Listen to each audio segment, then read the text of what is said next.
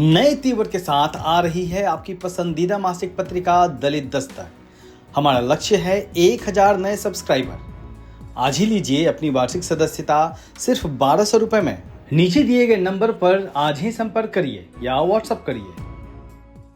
Baspa supremo और UP की पूर्व मुख्यमंत्री बहन मायावती द्वारा 24 मई को लखनऊ में यूपी के पदाधिकारियों के साथ बैठक की चर्चा हरोड़ हो रही है।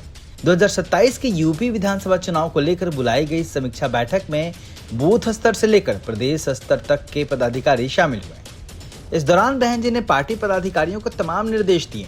समीक्षा बैठक में बहन जी ने बेहतर उम्मीदवारों के चुनाव पर जोर दिया, साथ ही जन मुद्दों को उठाते हुए केंद्र और राज्य सरकार पर हमला बोला और दावा किया कि तमाम समस्याओं से छुटकारा पाने के लिए एक बार फिर सबको बीएसपी और उसके आयरन लेडी नेतृत्व पर भरोसा करना ही होगा, तभी राज्य में कानून का राज और सबका विकास मुमकिन हो पाएगा। उन्होंने सर्वजन हिताय और सर्वजन सुखाय की 2007 वाली सरकार बनाने के लिए जनता से अपील की। इस बैठक में बहन जी ने दावा किया कि प्रदेश में बीएसपी के पक्ष में जन रुझान बढ़ रहा है। बहन जी के इस दावे के बाद अब बड़ा सवाल यह है कि क्या बसपा यूपी में भाजपा और समाजवादी पार्टी से आगे निकलने की स्थिति में है। 2022 के यूपी के चुनाव में भाजपा ने 255 सीटें जीतकर बहुमत से सरकार बनाया था। समाजवादी पार्टी ने 111 सीटें जीती थी।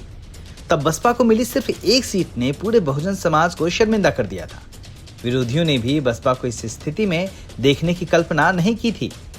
अब सवाल है कि क्या बसपा एक सीट से आगे बढ़कर 403 विधानसभा सीटों वाले उत्तर प्रदेश में 202 सीटों के बहुमत के आंकड़े को छूने की स्थिति में है, वो भी तब जबकि उसके सामने भाजपा है जो देश भर में चुनाव दर चुनाव जीतती जा रही है, तो दूसरी ओर समाजवादी पार्टी है जो भाजपा को रोकने के लिए जोर लगा रही है।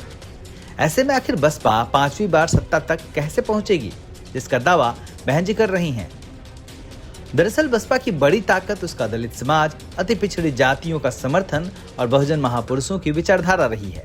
एक दशक पहले तक दूसरे दल उनके बारे में बात करने से कतराते थे, लेकिन वर्तमान में राजनीतिक फायदे के लिए ही सही न तो भाजपा और न ही सपा को दलितों के बीच जाने में गुरेज है, न ही वही समाज के संतों महापुरुषों के बारे में बात करने में सहज है।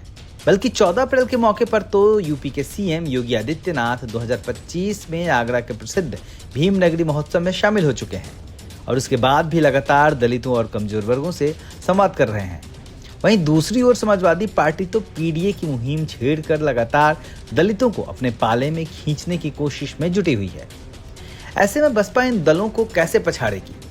बसपा सुप्रीमो सर्वजन हिताय का नारा देकर ब्राह्मणों को फिर से अपने पाले में लाने के लिए जोर लगा रही है, लेकिन यह साफ है कि ब्राह्मण समाज और अन्य अग्रणी जातियों ने सपा को रोकने के लिए बसपा को समर्थन तो दिया, लेकिन वह बसपा का कोर वोटर कभी नहीं रही।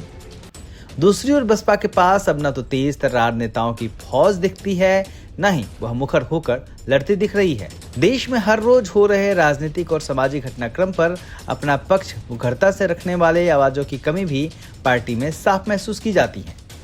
जहां भाजपा के पास नेताओं की फौज है, तो बसपा में चेहरे के नाम पर महज बहन जी दिखती हैं। समीक्षा बैठक में आकाश आनंद भी शामिल हुए।